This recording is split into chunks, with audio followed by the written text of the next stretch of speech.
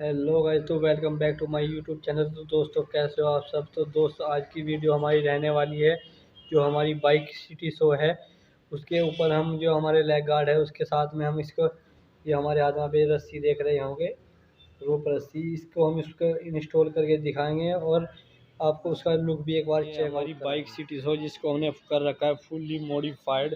तो गाइस, आपको इसकी फुल रिव्यू भी कराएंगे किसी वीडियो के अंदर, और हम इसका जो लेग गार्ड है उसके ऊपर इसको इंस्टॉल करेंगे।